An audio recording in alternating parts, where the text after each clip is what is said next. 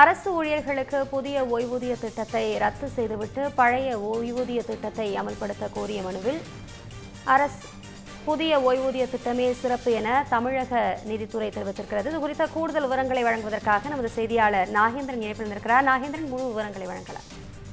வணக்கம். புதிய ஓய்வூதிய திட்டத்தை ரத்து செய்து பழைய ஓய்வூதிய திட்டத்தை நடைமுறைப்படுத்த கோரி வழக்கு என்பது உயர்நீதிமன்ற மதுரை கிளையில் தாக்கல் செய்யப்பட்டிருக்கிறது.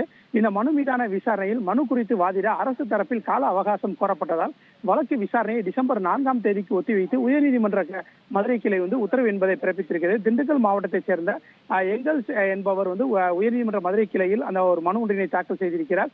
புதிய ஓய்வூதிய திட்டத்தை ரத்து செய்து பழைய ஓய்வூதிய திட்டத்தை நடைமுறைப்படுத்த கோரி வழக்கு தொடர்ந்து இருந்தார். இந்த மனு நீதிபதி அனிதா சுமந்த் மற்றும் குமரப்பன் ஆகியோர் அடங்கிய இந்த அமர்வு முன்பு கடந்த வாரம் விசாரணைக்கு வந்தது. அப்போது மனுதாரர் தரப்பில் 1/4/2003 பின்னர் தமிழ்நாடு அரசின் பணியேற்ற அந்த அரசு ஊழியர்கள் அந்த ஆசிரியர்களுக்கு புதிய ஓய்வு திட்டம் அரசாணை எண் 259 6/8/2003 படி நடைமுறைப்படுத்தப்பட்டது. ஆனால் இதுநாள் வரை இதற்கான விதிமுறைகள் ஏதும் இல்லை எனவும் மத்திய அரசு 2013ஆம் ஆண்டு ஓய்வூதிய நிதி ஒழுங்காற்று மற்றும் மேம்பாட்டு ஆணையம் உருவாக்கப்பட்டு உள்ளது.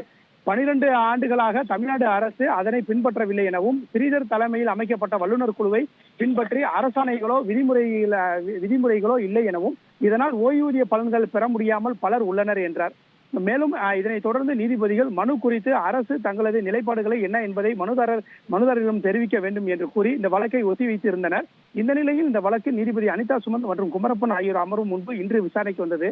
அப்போது ஓய்வூதிய திட்டம் குறித்து தமிழக நிதித்துறை செயலகத்தின் கூடுதல் செயலாளர் மனுதாரர்களுக்கு பதில் மனு தாக்கல் செய்துள்ளார். அதில் தற்போது அமலில் உள்ள இந்த பங்களிப்பு ஓய்வூதிய திட்டம் விதிகள் இல்லாததால் தேக்க நிலையில் உள்ளது எனவும் என்ற அந்த மனுதாரரின் குற்றச்சாட்டு தவறானது. இந்த திட்டம் 20 ஆண்டுகளுக்கு மேலாக முழுமையாக செயல்பட்டு வருகிறது.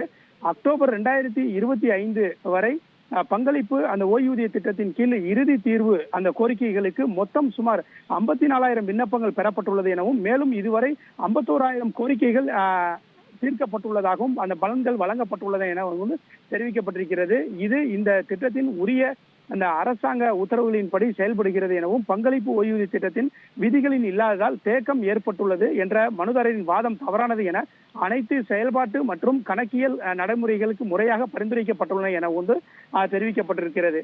விதிகள் இல்லாததால் கூறப்படும் அந்த மனுதாரரின் குறை உண்மைக்கு புறம்பானது என்றும் பணிவுடன் சமர்ப்பிக்கப்படுகிறது என அந்த அறிக்கையில் தெரிவிக்கப்பட்டிருக்கிறது. எனவே மனுதாரரின் மனுவை தள்ளுபடி செய்து உத்தரவிட வேண்டும் என அந்த பதில் மனுவில் அந்த கூறப்பட்டிருக்கிறது. இதனைத் தொடர்ந்து அரசு தரப்பில் அரசு தலைமை வழக்கறிஞர் ஆஜராகி வாதிடுவதற்கு கால அவகாசம் கோரப்பட்டது.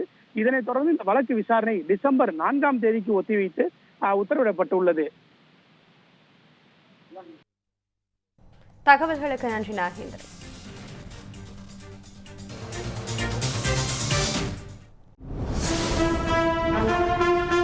தமிழ் செய்தி தொலைக்காட்சி வரலாற்றில் முதன்முறையாக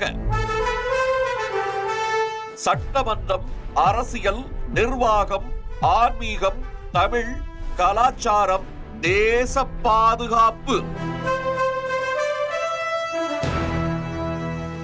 அதிரடியான கேள்விகள், அசர வைக்கும் பதில்கள்,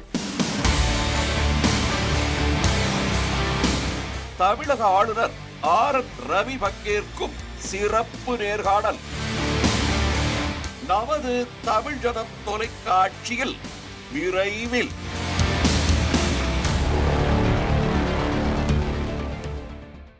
13 years of trust, a revolution of gratitude, 100% assured appreciation. With gratitude, G Square oda 13th year anniversary offer plot villa apartment எது புக் பண்ணாலும் 25 வருஷத்துக்கு பவர் இருக்கும். ஆனா EB bill இருக்காது. Up to 5 kilowatt solar panels with no additional cost ஓட கிடைக்கும். Zero EB revolution. To book, call 8939710009.